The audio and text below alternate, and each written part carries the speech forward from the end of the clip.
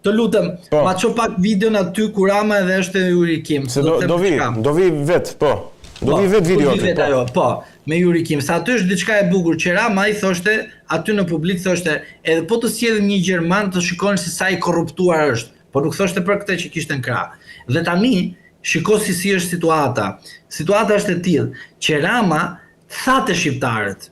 Orti, unë po ju them për një gjerman, po këtu rreth meje, pas kam një person që nesër do të shkoj drejt në një kompani, sepse do iki nga ambasadore.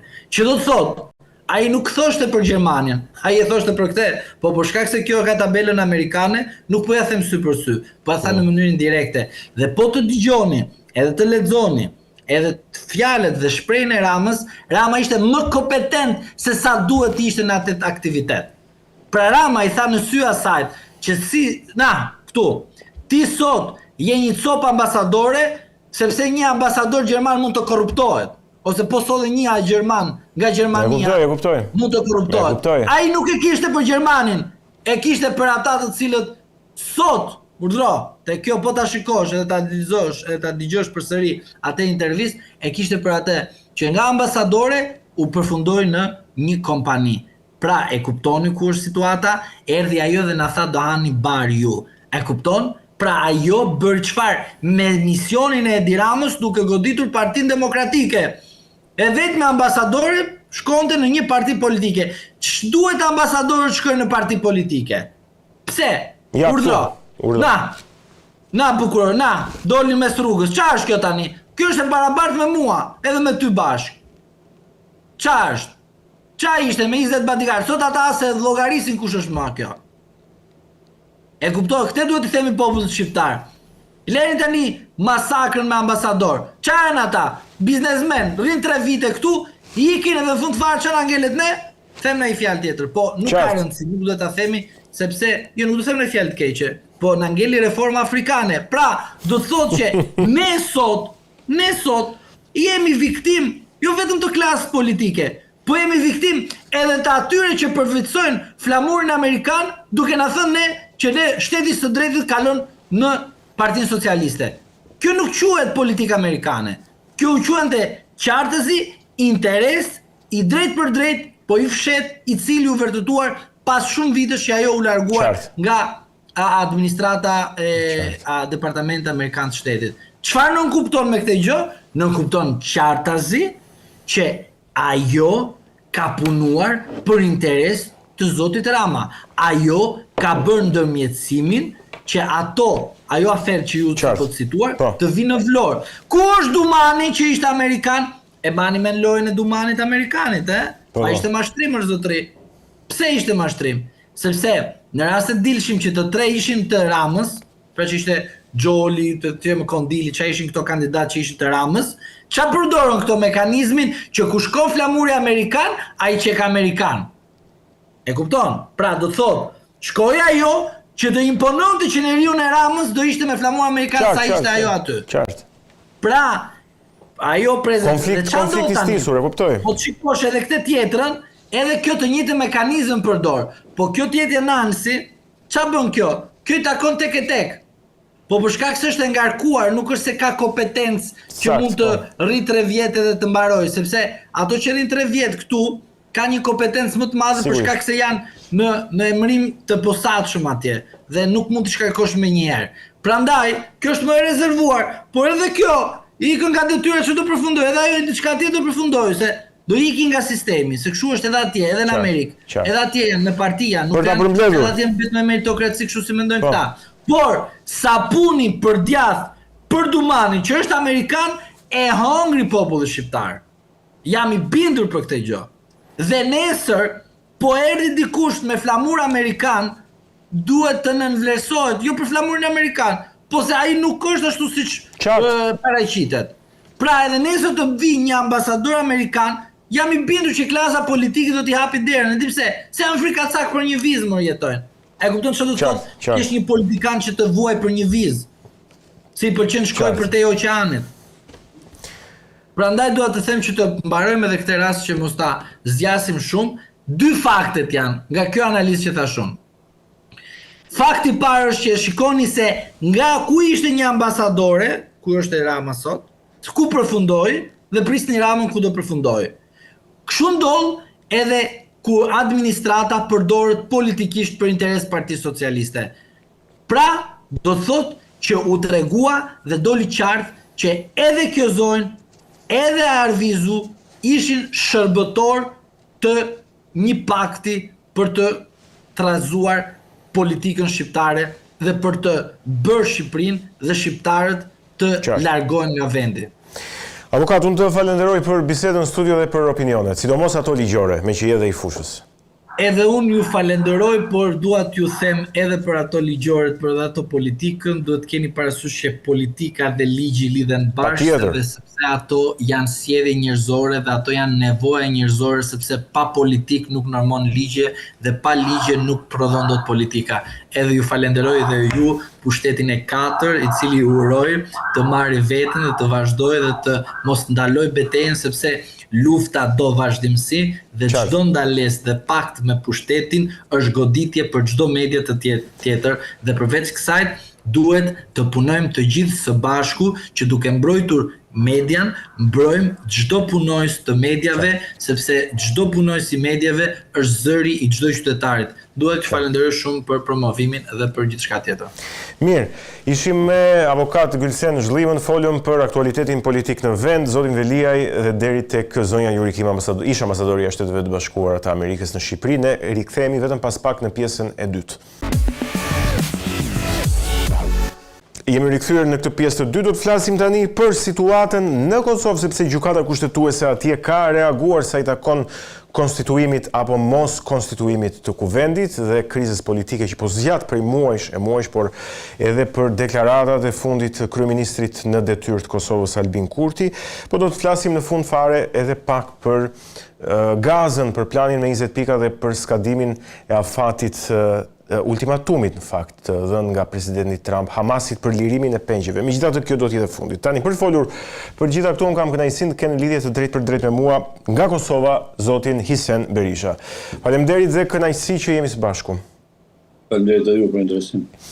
Gjykata kushtetuese e Kosovës nuk e di, ishte vendimi i pritshëm apo jo i pritshëm, por ka thënë që kuvendi nuk ka përfunduar konstituimin, datën 30 shtator ka dhënë këtë reagim dhe ka lënë 12 ditë afat në përfundimin e konstituimit të kuvendit, që do të thotë në zgjedhjen e nënkryetarit nga ana e komunitetit serb. Edhe Bashkimi Evropian i ka bërë, përfaqësuesi i Bashkimit Evropian Kosovë i ka bërë thirrje klasës politike që të konstituoj kuvendin. Çfarë është kjo sipas jush? Apo respektohet kushtetuta apo do të respektohet kushtetuta apo Kosova do të zhytet më tej në krizë? Ne duhet ta përsërisim vetveten, bazuar në dy gjykimet e mëhershme dhe qëndrimet që kemi mbajtur në vazhdimsi. Kemi pasur një mazhëronë që çdo gjykim dhe çdo rekomandim që ka bërë gjykata kushtetuese që në fakt janë norma në kushtetuar, është munduar ta relativizoj dhe ta keq interpretoj duke krijuar atë presionin politik përmes propagandës. Fatkeqësisht në këtë lojë të sulmit ndaj vendimeve apo mos përfilljes së vendimeve të gjykatës kushtetuese që nënkuptojnë shkeljen e kushtetutës, kanë qenë bashkëkrishtë nga presidentja me interpretimet e saj. Ju kujtohet kur thoshte se gjykimi po thot, gjykimi i parë 26 shtarorit, se mund të bëhet votim i fshet dhe doli që s'bëhet, pra presidentja ka bërë interpretim. Tani shifet e penalizimit gjithmonë duhet të analizuar nëse ka pas qëllim dhe dashje. Për mendimin tim, një presidente që vjen nga fusha e drejtësisë nuk e bën këtë interpretim pa qëllim dhe pa dashje, që do të thotë ka bërë cënim sulm ndaj rendit kushtetues, si pasojë e cilit kemi sot edhe në pezullimin e dialogut strategjik.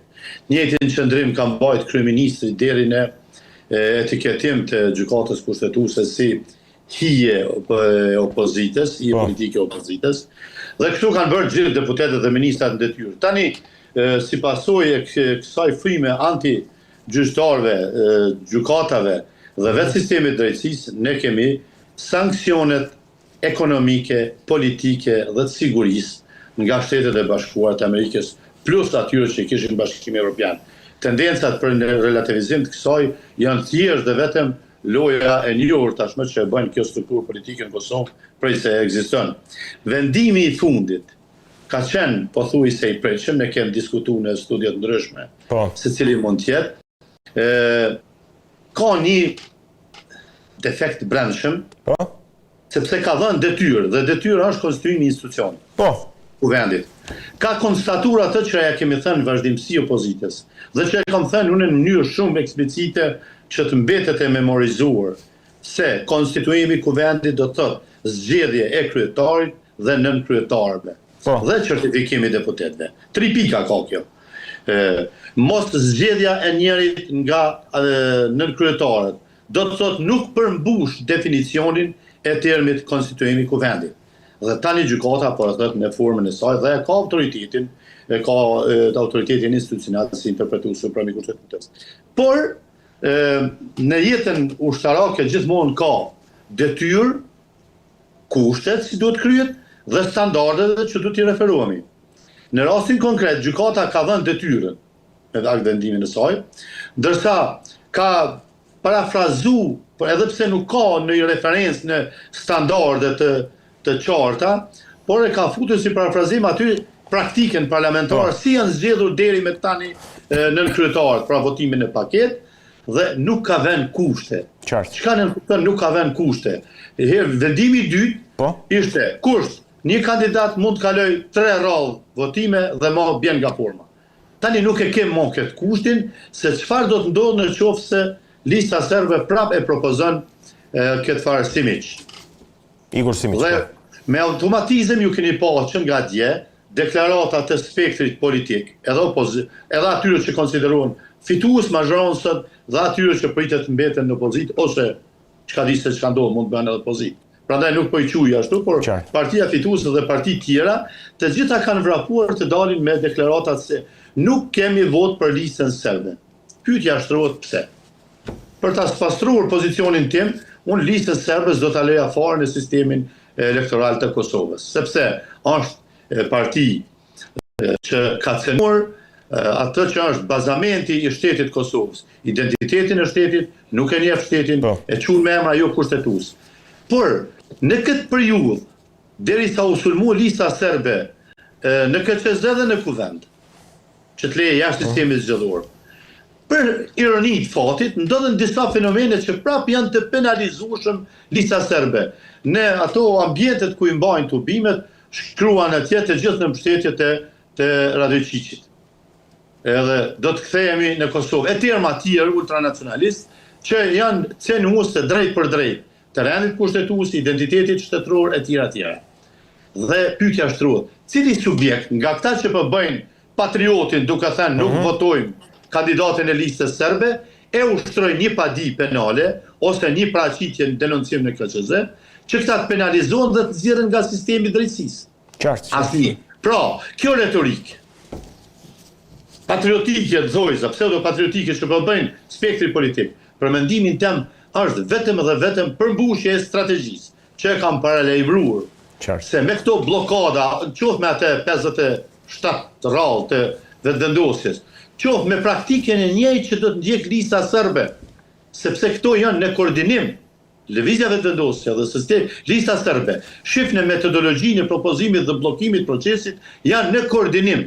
Dhe kam frikën tani se Kurti me atë strategjinë e pa skrupull që ka, se nuk e ka ndërgjegjën edhe këto që munden me kufizuar diçka, le që po provon ta bartë procesin, krizën politike pas zgjedhjeve lokale dhe ta kalojë në pranverën apo në shkurtin e dimrin e vonë të vitit të ardhshëm, dhe atëherë po mduket po luan me karemin që po afron partive së pari në dekes. Ja, të kalojmë deri në shkurt, pastaj zgjedhni e doni ju kryeministrin apo doni presidentin i ndajnë bashkë.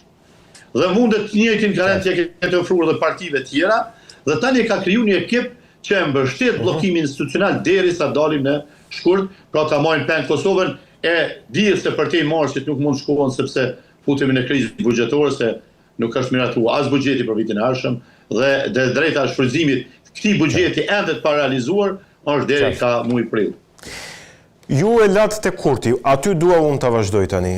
Në raportin me Shtetet e Bashkuara të Amerikës, Kryeministri Kurti ka thënë që pezullimi i dialogut strategjik vjen si pasojë jo e çështjeve të brendshme, që lidhen me mos funksionimin e institucioneve, me mos konstituimin e kuvendit, etj., por me bllokimin e strukturave paralele të Serbisë në veri të Kosovës.